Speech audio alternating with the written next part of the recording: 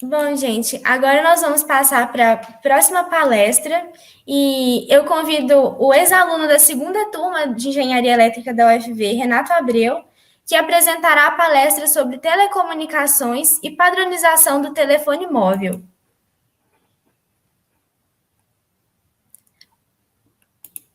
Bom dia, Renato. Passo para você a palavra agora. Bom dia, obrigado pela apresentação, Flávia. Obrigado ao Alexandre também que está no backstage aí, me dando suporte. Já vou compartilhar a tela aqui para poder começar. Só um segundo.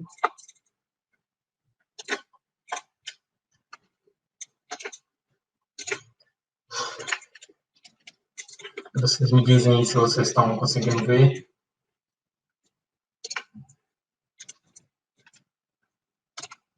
Você consegue ver alguma coisa? Está sendo compartilhado aí? Ó. Ainda não estamos vendo sua tela. Ok, só um segundo.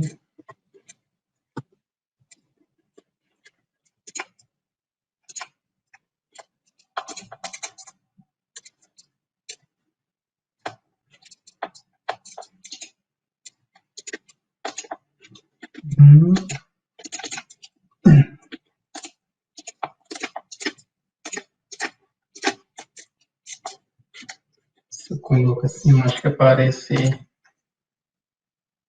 tela inteira. Agora está visível?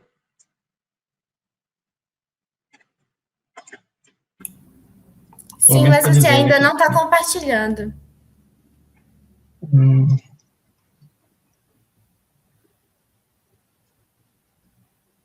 Está dizendo aqui, StreamYard is sharing your screen. Sim.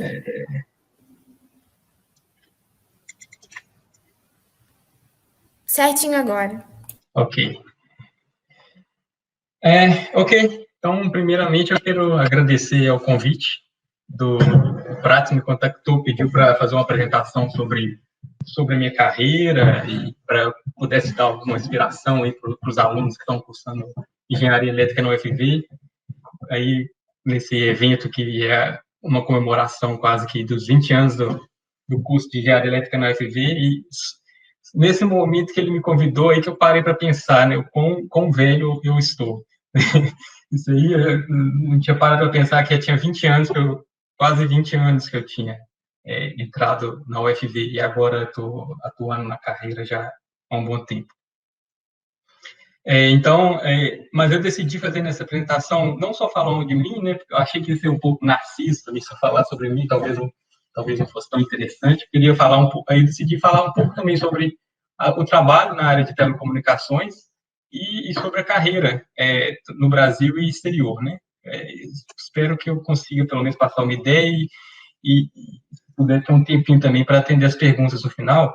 Eu queria que você, se pudesse, você, Flávio ou Alexandre, me alertar sobre o tempo, tá? Porque pode ser que agora são 2h10 aqui para mim, 9h10 aí para vocês, então vocês me alertem se estiver faltando 10 minutos para o fim da apresentação, para eu poder conseguir deixar um tempo no final para o pessoal fazer pergunta.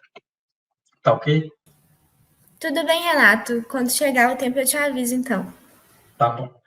Então, deixa eu começar falando aí dos tempos de UFV até hoje, né? Eu coloquei umas ilustrações aí, algumas fotos do pessoal da minha turma. Eu sou da turma de 2002, que foi a segunda turma, né? Depois da turma aí do Prato. Tem aí provavelmente umas caras que vocês conhecem aí, né? O professor Everton tá aí aparecendo em todas as fotos aí.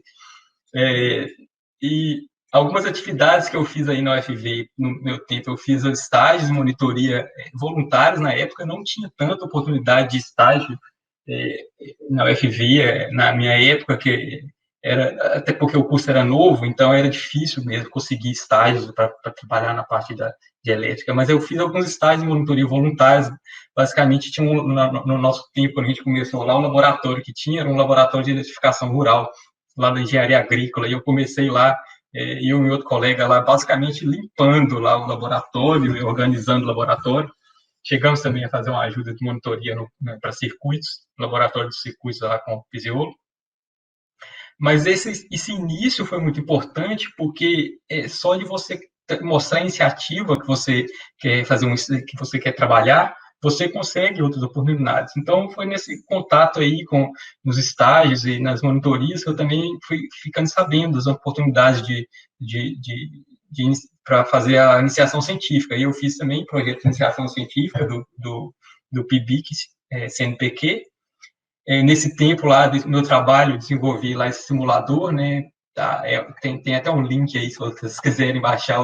Ele ainda funciona no Windows, por incrível que pareça, foi desenvolvido lá em C++, lá há 20 anos atrás, quase 20 anos atrás, usando Borland, C++, é uma plataforma que nem se usa mais hoje, mas incrivelmente ainda funciona, então vocês conseguiriam baixar isso aí para brincar.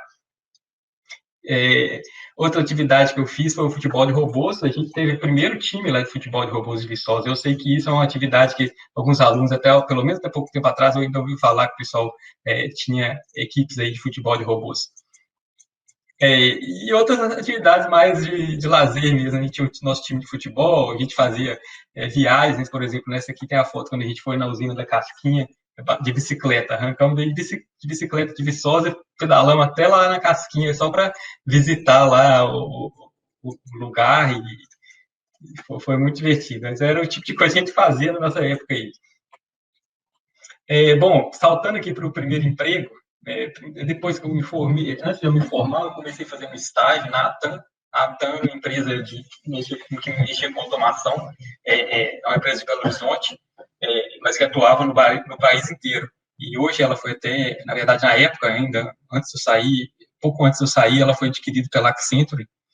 Mas eu comecei lá, ela tinha um escritóriozinho de Viçosa ali, onde fica o Bahamas, em cima daquele prédio do Bahamas. Eu comecei a fazer um estágio lá, trabalhando mais com a área de computação mesmo, desenvolvendo de sistemas, e depois eu fui trabalhar em Belo Horizonte, ainda antes de me formar, trabalhar com o desenvolvimento de sistemas industriais. Trabalhei lá 1 ano em projetos da Vale, Samarco, CSN, aqui alguns exemplos, né, de como que era o trabalho lá. E o diferencial para eu começar esse trabalho foi basicamente a base de programação que eu tive, tanto na graduação quanto no meu trabalho de iniciação científica. Então, foi basicamente essa base que me ajudou a conseguir o primeiro estágio e depois também começar a trabalhar lá nessa empresa. Até então, nada de comunicação ou telecomunicação, você pode notar. Mas, em 2008, eu trabalhei basicamente, tive 1 ano de estágio, meio ano, então, quase 1 ano de estágio na ATAM e quase 1 ano também como desenvolvedor de sistemas. Analista, na época, nem era contratado como engenheiro. Mas aí me bateu lá sei lá que sentimento. Eu apliquei para uma vaga no Instituto Nokia, que era um instituto que ficava em Manaus, né? E para trabalhar com a parte de engenharia de testes celulares.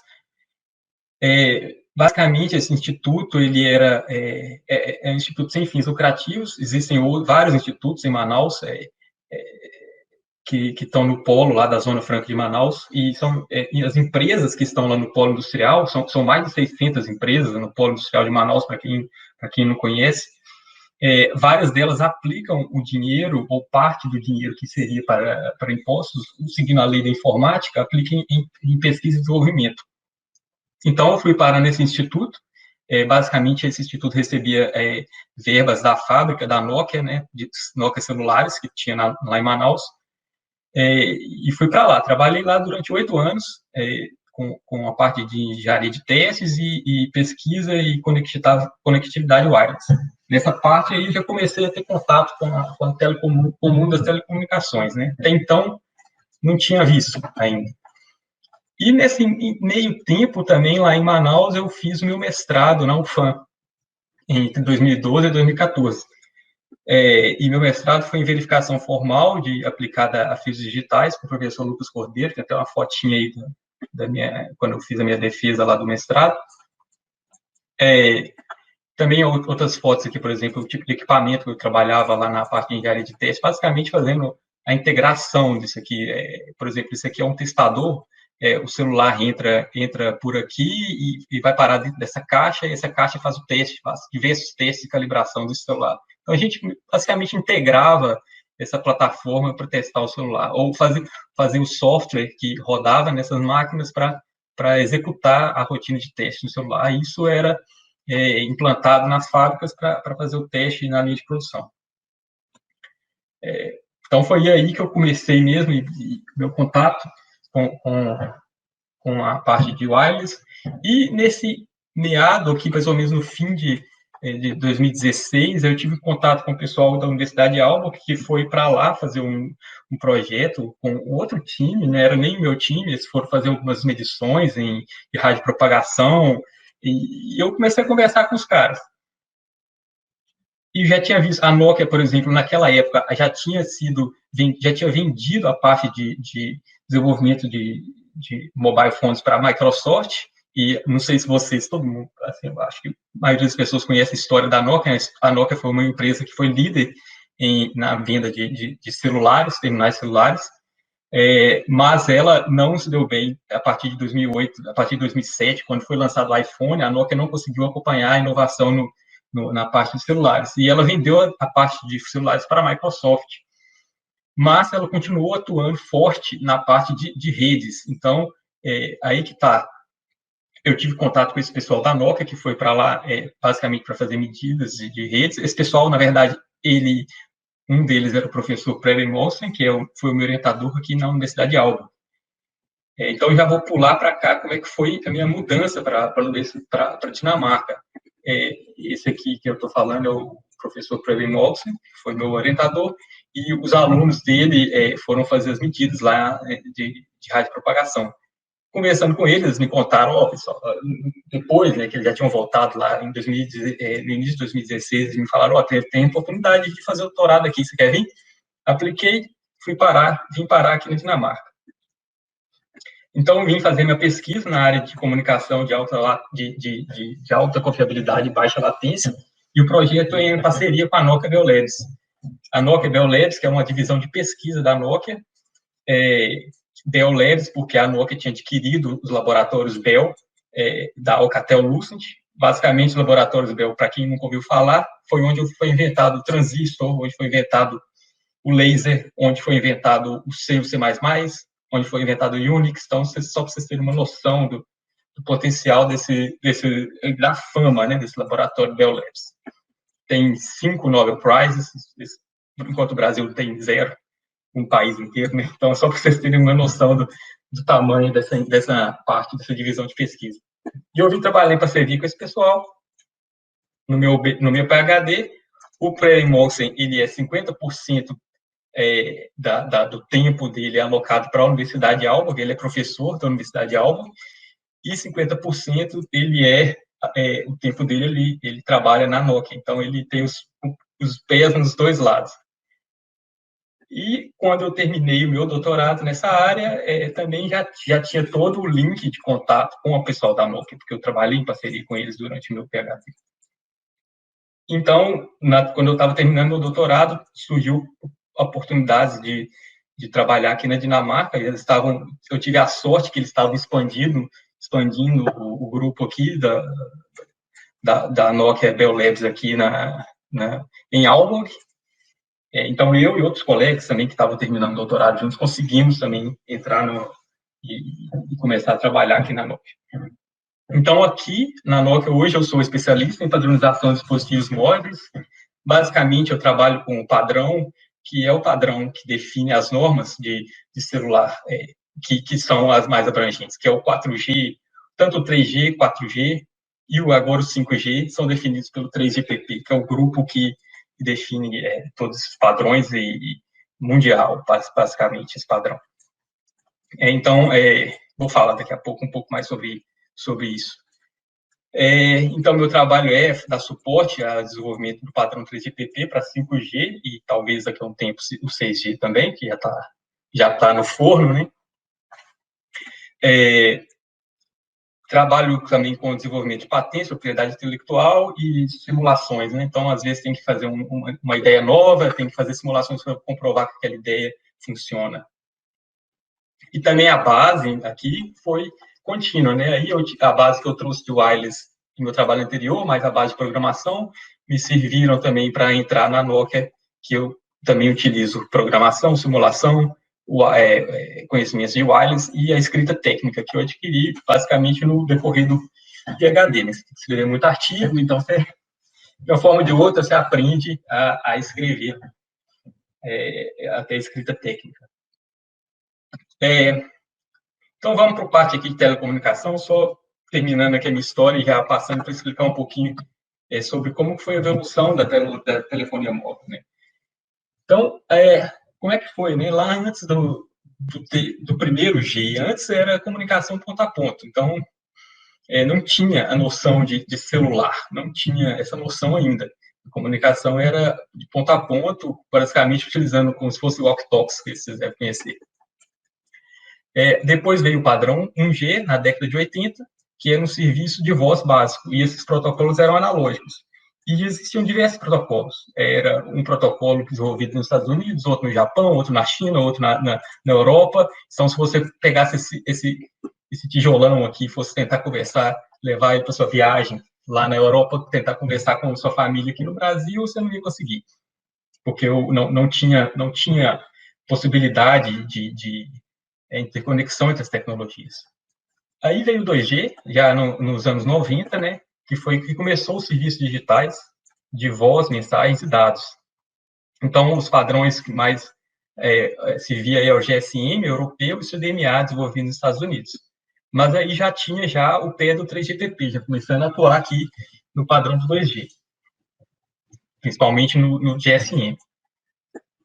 Aí, finalmente, nos anos 2000, começou o 3G, né, com a banda larga móvel, usando já protocolos IP. Então, aí já começava a atingir taxas de dados maiores, as tecnologias eram o HSPA, WCDMA, CDMA 2000, e o 3GPP já atuando fortemente para adotar um padrão único global, para facilitar, principalmente, handovers, né? Você pode usar seu celular em qualquer lugar do mundo. E a tecnologia é basicamente a mesma. E, por fim, o que mais se vê hoje, né, pelo menos no Brasil, o 4G, que está implantado no país inteiro, que começou em 2010, a implantação. É lógico que o desenvolvimento da tecnologia ocorreu antes, mas em 2010 em meados de 2010, foi a implantação maior do 4G, e onde se começou a ter a banda larga de verdade, né, com taxas acima de 100 megabits por segundo. Houve outras iniciativas de padronização 4G, por exemplo, o IMAX do I3E, mas não vingou. O que vingou comercialmente foi o padrão LTE desenvolvido pelo 3GPP. Uma coisa interessante que vocês vão notar aqui é que a cada 10 anos tem essa migração de tecnologia, né? Então, naturalmente, o que aconteceu na indústria é que a evolução da comunicação basicamente pediu uma nova geração, que foi o 5G. Então, o 5G hoje já está sendo implantado ao redor do mundo, né? A versão que está sendo implantada é a versão que foi finalizada em 2007, a Release 15. Existem basicamente duas versões, a non-standalone e a standalone. Nessa versão, o 5G usa a parte de rádio do 5G e o core da rede é a da rede 4G. E essa versão standalone, em que toda a tecnologia é implantada 5G puro. Basicamente, eles fizeram esses dois tipos de versão para facilitar a implantação pelas operadoras de telefonia. E o padrão continua avançando. Então, assim, o desenvolvimento da tecnologia ela não para. Então, a Release 16 e 17, que vão ser aqueles 5G+, talvez aquilo que a operadora costuma vender, 5G+, 5G+, ele está já sendo desenvolvido. E é o que vocês vão ver aí no mercado daqui a espero que daqui a uns 5, 6 anos. Então, qual que é o foco do 5G? Eu não falei ainda, né? O foco do 5G, basicamente, é atender 3 tipos de demandas. A primeira dela é uma maior taxa de dados, né? Para fazer streaming em áudio e vídeo em Ultra HD, permitir realidade aumentada, jogos imersivos na nuvem, tudo via wireless. Você pode saber, se você joga ou você vê vídeos pela internet, sabe que se for tentar transmitir um vídeo em muita altíssima resolução, vai ter todo o lag, né? Você vai ter que fazer buffer no celular, você vai ter que fazer o download do vídeo, se quiser ver, você não vai conseguir ver ele em tempo real. Então, assim, com a tecnologia 5G, isso já vai ser possível, né? Outro campo, né, seria a parte basicamente voltada ao IoT, né, que é a internet das coisas, massivo. Então, seria para aplicação de alta densidade de sensores, dispositivos,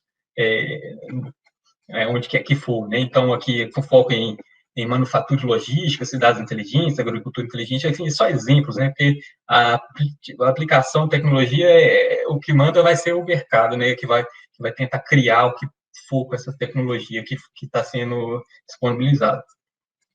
Mas já tem projetos aplicando isso no mundo inteiro já. É lógico, nos países que estão mais desenvolvidos, né?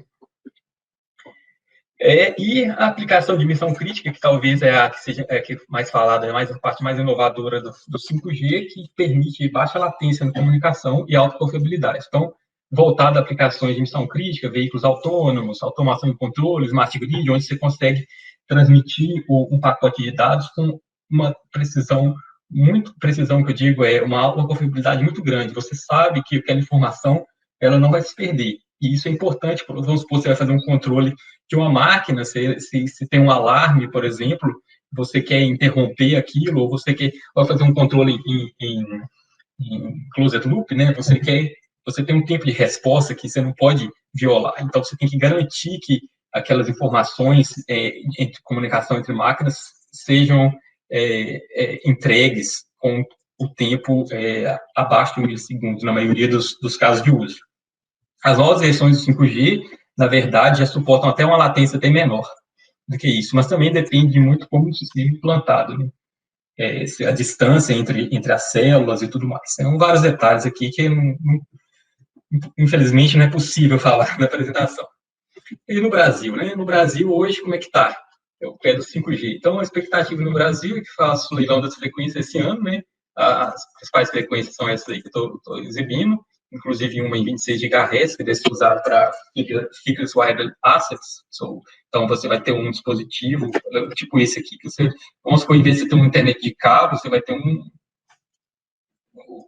o 5G entregando a internet para esse ponto, e aqui vai ser distribuído via Wi-Fi, por exemplo, dentro de casa, que eu acho que vai ser uma das primeiras coisas que vão chegar no Brasil de 5G. E as operadoras já oferecendo 5G DSS, que basicamente não é o 5G puro, né? O 5G usando o espectro de 4G, que tem algumas limitações. E os desafios do Brasil é a infraestrutura, né? Você tem que fazer implantação de infraestrutura de fibra ótica em municípios abaixo de 14 mil habitantes, é um grande desafio. Tem também o desafio das legislações municipais, com a instalação de ERBs, né, das antenas, né? Cada município tem uma legislação diferente, isso complica, atrasa, é complicado. E a parte de homologação e tributação, todo mundo sabe que tributação no Brasil é um problema que não é novo, em termos de complexidade, o que dificulta, né, soluções e novos serviços de IoT. Mas a promessa aí que está, pelo menos que eu tenho visto aí, acompanhado pela imprensa, é que isso vai, pelo menos nas capitais, eles têm a intenção de que tenha 5G em 2022.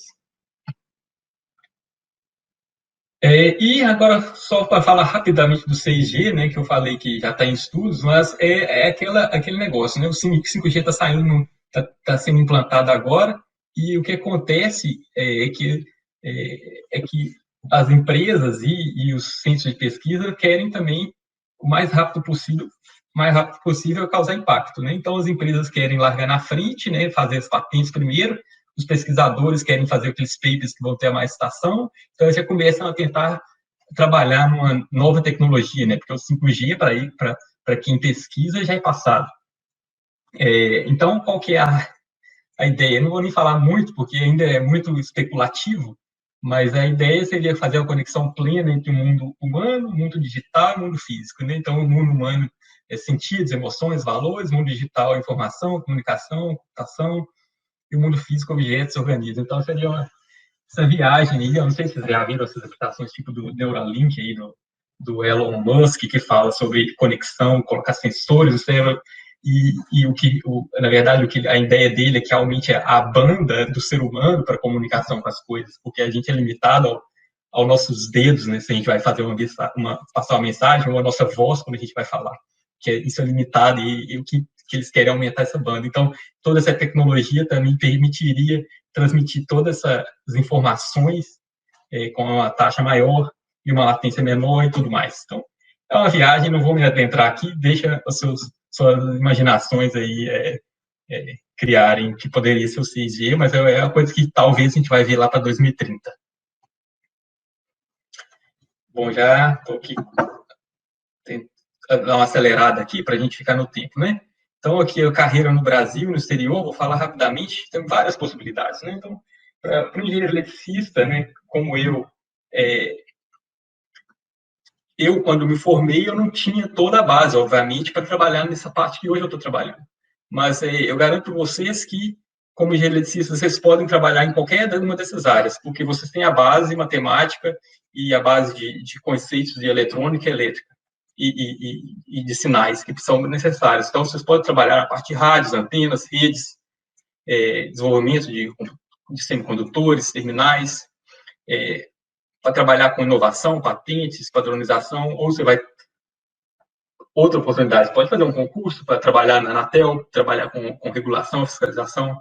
Tem N possibilidades, trabalhar em operadores, com implantação, operação de serviços, P&D e tudo mais. Então, tem várias oportunidades. Eu fiz uma pesquisa aqui, simples, só para ter uma noção, dar uma noção para vocês, onde que estão as oportunidades para trabalhar com tecnologias de comunicação e 5G. Então, eu fiz uma bem simples, tá? Isso aqui eu não sei se pode servir de referência, mas eu fui lá no LinkedIn e busquei 5G em diversos locais. Então, aqui nos Estados Unidos, a imensa quantidade de vagas para trabalhar de 5G nos Estados Unidos. Mais de 10 mil vagas, né? Aí, China, União Europeia e tudo mais, o Brasil, 130 vagas. Fiz também a mesma pesquisa, dividi pela população, só para ter uma noção. Aí o Brasil também não está com os melhores números. Só para você ter uma ideia, na Califórnia, só pegar a Califórnia, só um estado dos Estados Unidos, tem mais de 10 vezes mais oportunidades do que no Brasil por milhão de habitantes, né? Lógico que eu também não... Seria interessante pegar também a quantidade de pessoas qualificadas que tem no Brasil para trabalhar nessa área. E aí seria uma pesquisa ainda mais completa, mas só isso aqui eu acho que já dá uma noção, né? Como é difícil arrumar uma oportunidade para trabalhar nessa área no Brasil, mas existem. E justamente porque eu acredito não ter tantas pessoas qualificadas ou interessadas, talvez, em trabalhar nessa área, não sei porquê, que eu acredito que é uma área ótima para trabalhar, eu acho que ainda é possível, né? E acredito que no próximo ano, quando o 5G começar a deslanchar, ainda vai ter mais oportunidades. Mas dá para vocês terem uma ideia, se vocês quiserem trabalhar com essa área, para onde vocês têm que ir. Fiz a mesma pesquisa também para o termo IoT, e também os números aumentam um pouco, tem mais oportunidades para IoT, até porque a IoT abrange outras tecnologias, abrange LoRa, abrange Sigfox, outras tecnologias para conexão de dispositivos e sensores, mas também dá uma noção de onde tem as maiores oportunidades, aí vocês podem ver. Renato, eu peço desculpa por te interromper, mas eu queria dizer que agora nós temos mais 9 minutos, e assim que a gente puder abrir para as perguntas, você pode avisar, tá bom? Tá bom. Eu já estou quase terminando, então vai ser um bom tempo para discussão. Tudo bem. Então, aqui eu botei também esse slide só para mostrar as empresas líderes, né? Basicamente, coloquei como a minha indicador de performance o número de patentes que as empresas têm. Isso está muito na mídia, né? Eu acho, ultimamente tem se falado sobre a briga da Huawei e o Trump e tudo mais, falando que a Huawei é a líder em tecnologia 5G, mas vocês têm que ficar atentos o que significam os números, né?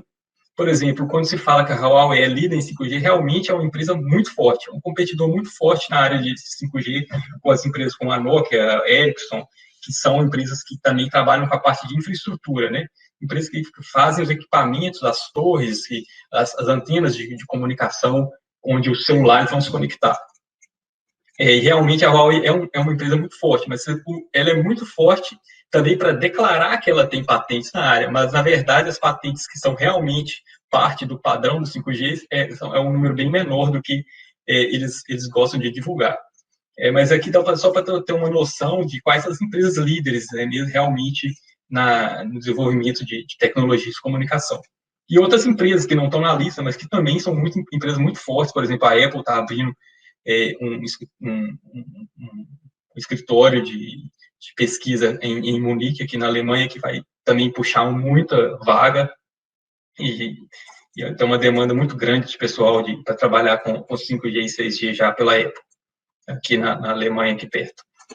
Então, só para vocês também terem uma noção de onde que eu trabalharia se eu fosse trabalhar com essa área, né, de tecnologia.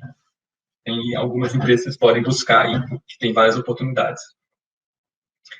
E nos comentários finais, né, aqui, que eu quero só deixar para vocês como uma mensagem, o que são os aprendizados que eu adquiri no FV que eu achei que foram mais relevantes. Então, eu acho que foi a base matemática, né, o que você adquire aí quando você é da área de engenharia elétrica, conceitos fundamentais de circuitos, eletrônica, sinais. E, para mim, também, o que eu achei mais importante é a capacidade de você abstrair, fazer modelos e desenvolver esses modelos programaticamente, né? Seja C++, Python, MATLAB, isso não importa, na verdade, a linguagem, mas o que importa é a capacidade de abstração que você consegue com a prática que a gente tem no curso de engenharia elétrica e levar isso para campos diversos, né, de trabalho. E o que eu achei mais importante, também, além do que se aprende na academia, é a parte de leitura, escrita técnica em inglês, né? Isso é básico, a gente tem que ter para trabalhar nesse campo, não tem como. Eu acho o mestrado uma boa carta na manga, assim, foi assim, muito bom que eu tive em algum momento da minha carreira, enquanto eu estava trabalhando em Manaus, a ideia de fazer o mestrado, que eu estava praticamente ali trabalhando na zona de conforto, falei, vou fazer o mestrado, e foi a grande... o que me abriu portas, né, na verdade. E outras coisas que, basicamente, qualquer um vai falar, trabalho em equipe, resiliência, e tudo mais. Então, isso aí que vocês têm que ter, né? Eu coloquei alguns links, vou só botar aqui na tela, não vou falar, mas é só algum material, caso alguém quer saber mais sobre o assunto. E no final aqui eu botei um link para a Universidade de Aalborg, né, as posições que tem para quem já estiver fazendo mestrado, quiser fazer o mestrado logo após emendar o PhD, tem sempre oportunidades aqui na Universidade de Aalborg. E meus contatos aí para quem quiser fazer alguma pergunta e tudo mais. Basicamente era isso que eu preparei para vocês. Fico aqui aberto às perguntas. Muito obrigado. Muito obrigada, Renato, pela apresentação. E agora eu vou exibir aqui a primeira pergunta, que é do João Pedro Neves. O 4.5G, como se ver em muitas propagandas, tem alguma diferença com 4G ou é mesmo uma forma de marketing? A pergunta ficou um pouco difícil de ler. Tem diferença, tem diferença sim. O 4G, a primeira versão do 4G, se você for aqui no site do 3GPP, lá vai ter todas as normas, desde o GSM até o 5G. Então, você vai ver que o 4G, a primeira norma, ela saiu com a release 8. E o 4G, a norma mais recente, já está na release 14.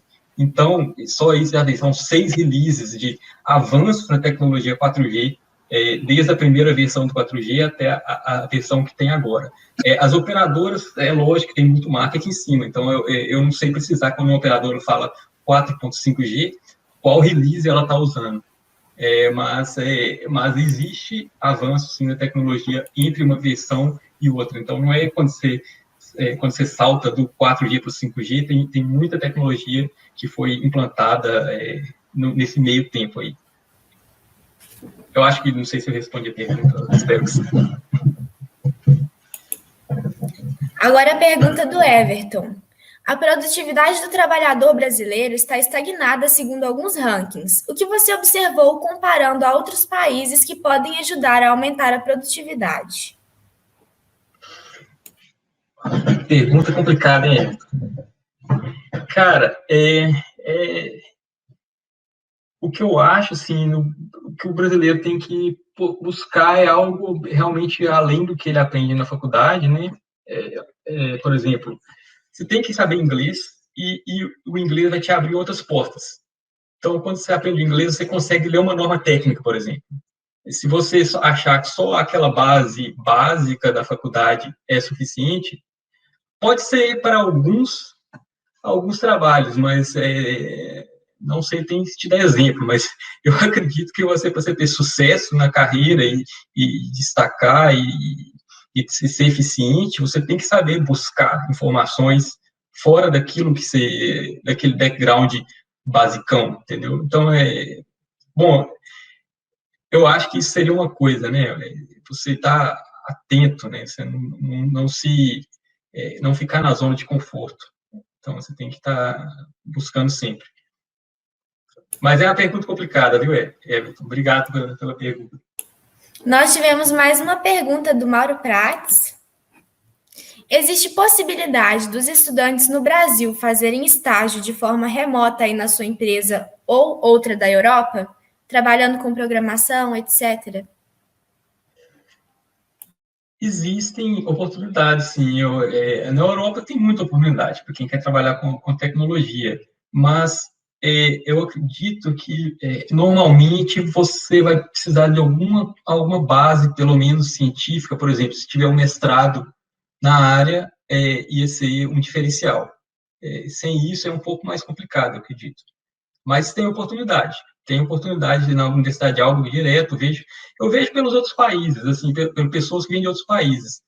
Se vê pessoas da Índia, da China, tem muito. Por quê? Porque eles tentam. Eles simplesmente tentam. E você pensa, eu não tenho inglês, meu inglês é fraco e tal. Mas se você lê e escreve, pode ser que você não fale bem, tal, porque no Brasil, a gente não tem essa vivência de comunicar em inglês. A gente não, é diferente desses países, que todos são vários países próximos que falam uma língua diferente, então você tem que ter uma língua comum para se comunicar, então é uma necessidade de ter uma língua em comum, que é o inglês. No Brasil, a gente não tem isso. Então, a gente, às vezes, mesmo que você tenha estudado inglês, e sabe escrever e ler, você, às vezes, não sabe, acha que não sabe falar. Mas esses países também, tipo, o pessoal que vem da China, ou do leste europeu também, ou por exemplo, Turquia, tem muitas pessoas, nem sempre falam inglês muito bem, mas eles metem a cara, eles aplicam e estão aqui, fazendo um mestrado aqui, um doutorado de sanduíche, ou até um estágio temporário. Então, é a questão de tentar e buscar, olha as vagas, sempre acompanhando essas grandes empresas que têm parceria com universidades, que estão abrindo vagas e oportunidades. O Adeilson Leal disse: bom dia, excelente palestra. Além dessas oportunidades que você citou, onde mais um engenheiro com ênfase em telecomunicações pode atuar? Cara, assim, é lógico que eu fiz uma listinha aqui, mas é uma lista que é limitada, tem mais do que isso, mas é o que eu consegui lembrar que eu botei nessa lista. E eu acho que é uma lista bem grande, né? Você trabalha, a quantidade de empresas que trabalham com semicondutores é muito grande. É lógico que no Brasil é um pouco limitado a quantidade de oportunidades. Mas, por exemplo, se você trabalhar com simulação, você pode fazer uma startup só trabalhando com simulação e gerar patentes. Agora, é difícil para fazer isso, porque fazer patentes sai caro. Então, só as empresas grandes vão conseguir fazer isso. Porque você tem que manter a patente, não é só gerar a patente. Mas tem diversas empresas, mesmo pequenas, que têm algum escritório, que tem, sei lá, 20 pessoas, 15 pessoas trabalhando com simulação e gerando ideias e tentando patentear aquelas ideias, por exemplo. Então, assim, eu acho que tem diversas oportunidades, além de trabalhar só em operadoras, que é o que as oportunidades maiores que tem no Brasil, né? Que é trabalhar na operadora ou trabalhar ali em algum centro de pesquisa. Tem outras oportunidades, principalmente se você olhar fora. No Brasil, concordo, é um pouco limitado.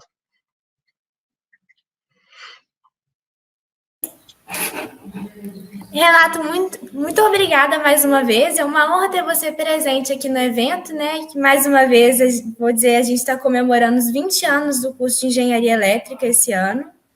E eu queria te convidar para assistir o restante do evento. Vou ficar assim, vou dar uma olhada aqui. Eu estou acompanhando pelo YouTube, já estava vendo o evento aqui, algumas outras palestras. Achei muito boa a atualização, bem estruturado. Fiz ótimas palestras aqui pelo YouTube. Vou continuar assistindo. Obrigado pelo convite mais uma vez. Obrigado, Prates, por ter entrado em contato também. E o Alexandre e você, Flávia, muito obrigado.